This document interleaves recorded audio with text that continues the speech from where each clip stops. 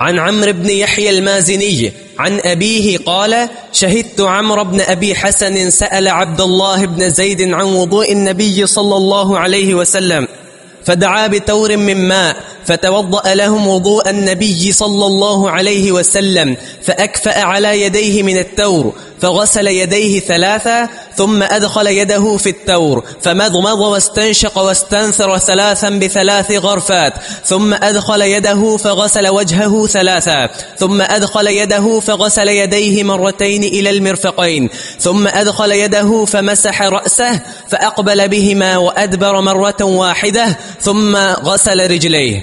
وفي رواية بدأ بمقدم رأسه حتى ذهب بهما إلى فقاه ثم ردهما حتى رجع إلى المكان الذي بدأ منه. وفي رواية أتانا رسول الله صلى الله عليه وسلم فأخرجنا له ماء في تور من صفر. التور يعني شبه الطست. جزاك الله. عن عمرو بن يحيى المازني عن أبيه. یہ عمرو بن یحییٰ المازنی یہ ثقہ راوی ہے اور ان کے والد یحییٰ المازنی یہ علماء تابعین میں سے فرماتے ہیں کہ شہید تو عمرو بن ابی الحسن، میں عمرو بن ابی الحسن یہ صحابی ہیں، ان کے پاس موجود تھا. سأل عبداللہ بن زید، انہوں نے سوال کیا عبداللہ بن زید سے. عبداللہ بن زید نبی علیہ السلام کے صحابی، اس نام کے دو صحابی، عبداللہ بن زید کے نام کے دو صحابی، ایک ہے عبداللہ بن زید ابن عاصم اور دوسرے عبداللہ بن زید ابن عبد ربہ. یہاں عبداللہ بن زید بن عاصم مراد ہے. عبداللہ بن زید بن عبد ربہ نبی علیہ السلام کے معروف صحابی جن کو خواب میں اذان دکھائی گئی تھی. جب اذان ابھی شروع نہیں ہوئی تھی اور آپ نے مشاورت کی، یہ گھر جا کر سوئے تو انہوں نے خواب دیکھا کوئی شخص وہ ایک باجا بیچ رہا ہے. انہوں نے خریدنا چاہا تو اس شخص نے کہا کیوں خرید رہے ہو؟ کہا کہ میں اس کو اذان کے لیے استعمال کرواؤں گا. تو انہوں نے کہا کہ میں تمہیں اس سے بہتر چیز دیتا ہوں.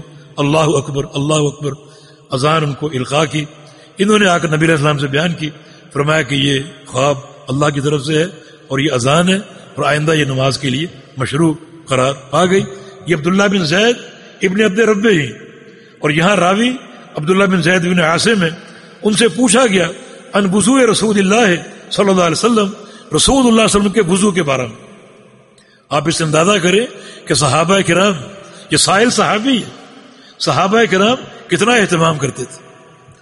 ہمیں پوچھنے میں آر، حالانکہ یہ ابو یحییٰ المازنی جنہوں نے سوال کیا، ابو الحسن یہ صحابی اور تابعین ساتھ موجود ہیں، اور سوال کیا نبی علیہ السلام کا وضو کیسا تھا، کیونکہ اہم چیز ہے. وضو ہماری زندگی میں انقلاب برپا کر سکتا ہے. انقلاب، مسنون وضو 60 گناہوں کی بخشش. حدیث سن لی آپ. وضو کر کے دعا کی اشہد ان لا الہ الا اللہ وحدہ لا شریک لہ واشہد ان محمدا عبدہ ورسولہ. فرمایا کہ فتحت لہ ابواب الجنہ، اس کے لیے جنت کے 8 دروازے کھول دیے. محدثین نے باب قائم کیے کہ جو شخص بستر پر با وضو آئے، وضو کر کے بستر پر آئے، فرمایا کہ جو شخص با وضو ہو کر بستر پر آ کر لیٹے، اذکار پڑھ کے سو جائے، تو اس کے شعار میں فرشتے رات گزارتے. جو اوپر اس نے کپڑا پہنا ہوا، قمیض پہنی ہے، اس میں فرشتے رات گزارتے ہیں اور اس کے لیے مغفرت اور رحمت کی دعائیں کرتے ہیں. یہ وضو ہے. اور ایک حدیث میں آتا ہے کہ جو شخص با وضو بستر پر آئے، رات جب بھی اس کی آنکھ کھلے یا کروٹ بدلے، فرمایا کہ ما سأل من خیر دنیا والآخرہ الا اعطاہ اللہ. کروٹ بدلتے ہوئے یا آنکھ کھلی، اللہ تعالیٰ سے جو اس نے خیر مانگی، خواہ دنیا کی مانگے، آخرت کی مانگے، کاروبار مانگے، اللہ اس کو عطا کرے. یہ وضو.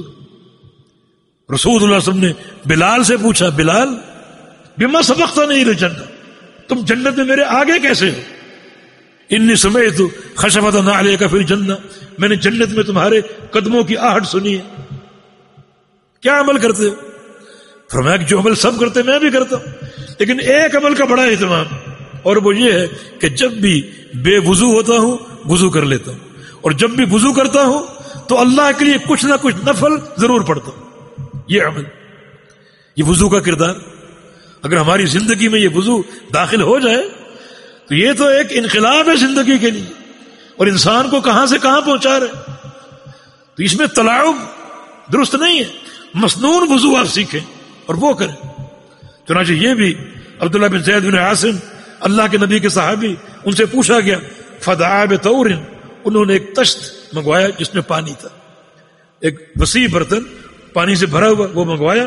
فتوضا، اور وضو شروع کیا لوگوں کے لیے جو نبی علیہ السلام کا وضو ہے. کس طرح کیا؟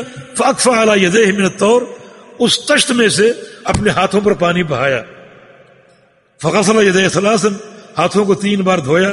ثم ادخل یدیہ فی الطور، پھر ہاتھوں کو برتن میں داخل کیا اور پانی لے کر فتمزمز، کلی کی، واستنشق، اور ناک میں پانی ڈالا، واستنثر، اور ناک کو جھاڑا، ثلاثا 3 دفعہ.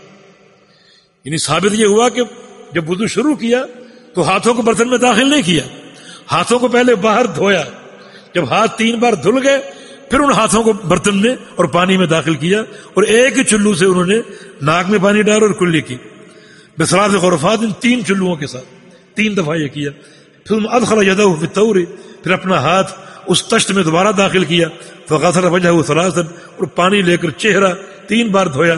ثم ادخل یدہ فغسلهما مرتين، اور پھر اپنا ہاتھ اس تشت میں داخل کیا اور اپنے دونوں بازوؤں کو دھویا الى المرفقین، کوہنیوں تک. ثم ادخل یدیہ، پھر اپنے ہاتھوں کو داخل کیا اس پانی میں. فمسح بهما رأسه، اور اپنے سر کا مسح کیا. فاقبل بهما وادبر مرة واحدة، اور مسح اس طرح کیا کہ ہاتھوں کو آگے سے پیچھے لے گئے اور پیچھے سے آگے لائے. جو تفصیل آگے بھی آ رہی کہ اپنے مقدم الراس سے شروع کیا اور گدی تک لے گئے، اور گدی سے پھر واپس لوٹایا جہاں سے شروع کیا تھا. مرۃ واحدہ، سر کا مسح ایک بار کیا. ثم غسل رجليه، پھر انہوں نے اپنے دونوں پاؤں کو دھویا. وفی روایت، ایک روایت میں یوں ہے کہ بدا میں مقدم راس ہی، کہ سر کا مسح شروع کیا. کس طرح؟ اپنے سر کے اگلے حصے سے ہاتھ پھیرنا شروع کیا. حتی ذهب بهما الى قفاه، حتیٰ کو ہاتھوں کو پھیرتے پھیرتے گدی تک لے گئے. ثم ردهما، پھر ان کو لوٹایا، ہاتھوں کو لوٹایا. حتی رجع الى المکان الذي بدا منه، حتیٰ کہ وہاں تک لوٹایا جہاں سے شروع کیا تھا، جس جگہ سے آغاز کیا تھا اور شروع کیا تھا وہاں تک ہاتھوں کو لے آئے. وفی روایت، ایک روایت میں یہ الفاظ ہیں اتانا رسول اللہ صلی اللہ علیہ وسلم، ہمارے پاس رسول اللہ علیہ وسلم آئے. فاخرجنا له ماء في طور من صفر، تو ہم نے نبی علیہ السلام کے لیے ایک برتن نکالا، آپ کو پیش کیا جس میں پانی تھا. اور وہ برتن کیا تھا؟ من صفر، وہ برتن تانبے کا بنا ہوا تھا. الطور، طور کا معنی شبہ الطست، تشت جو ایک وسیع ایک برتن ہوتا ہے اس جیسا ایک برتن، اس کو طور کہتے ہیں. اس ٹکڑے کو پیش کرنے کا مقصد یہ ہے کہ برتن پاک ہونا چاہیے، کسی بھی دھات کا ہو، یہاں تانبے کا تھا، لوہے کا ہو، سلور کا ہو، کسی بھی دھات کا ہو، برتن پاک ہونا چاہیے وضو کے پانی کے لیے. تو یہاں بھی نبی علیہ السلام کا طریقہ وضو پورا مذکور ہے.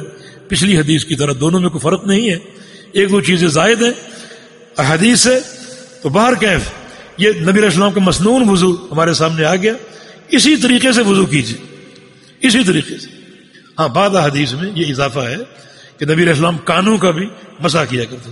یہاں کانوں کے مسح کا ذکر نہیں ہے، لیکن کانوں کا مسح ثابت ہے. مگر اس کے بعد گردن کا الگ سے مسح ثابت نہیں، کسی بھی حدیث میں اس کا ذکر نہیں ہے، بلکہ گردن کا مسح سر کے مسح کے ساتھ ہے، الگ سے اس کا ذکر نہیں. اور ہاتھوں کا مسح الگ سے ثابت نہیں. تو ان بدعات سے، نئے امور سے آپ گریز کیجیے تاکہ صحیح وضو ہو، مسنون ہو، اور وہ برکات جو وضو میں رکھی گئی ہیں وہ ہم کو حاصل ہو جائے. جی.